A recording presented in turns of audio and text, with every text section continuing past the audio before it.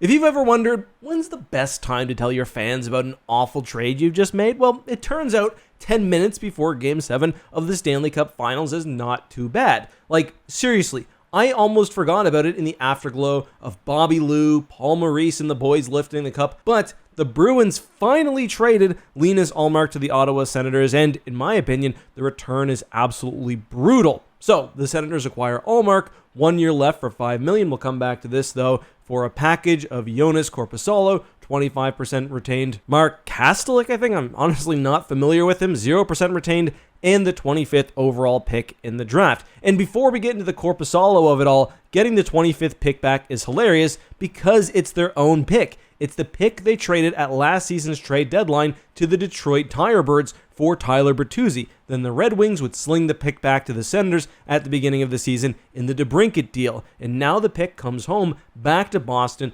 except they've traded an all-star Vezina-winning tender for something they could have already had if they didn't trade for a rental at the deadline. That's some not great asset management. Now they've got Korpisalo for 4 more years at $3 million a year, which, I mean, isn't an awful deal, but they also just committed to fitting him in with Swayman as a backup, and if anything happens to him, I don't think you want Korpisalo as your number one guy for meaningful games. In fact, at his contract, a lot of people were talking about how the Senators might actually be looking to dump it with some assets. So you throw Linus Ullmark on there, who's just 1 season off his Vezina winning year, and it's kind of a weird one for Boston. They probably see something in the goaltender that they think they can improve on, and knowing Boston, I mean, they very well could be flipping him in a few years. But hey, Ottawa buds, that's a huge get for you. Typically, it's you guys getting worked over in the trade, so it's nice to be in the driver's seat on this one.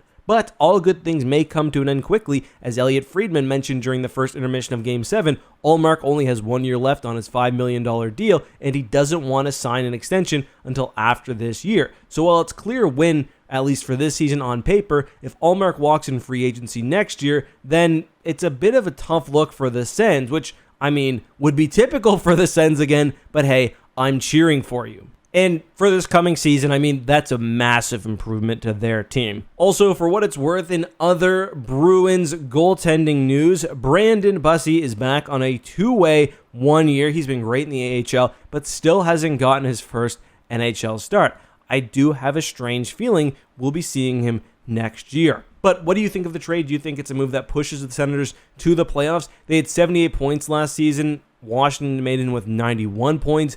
But Ullmark really addresses one of their needs, and does that get them 6.5 more wins? Let us know your thoughts down below.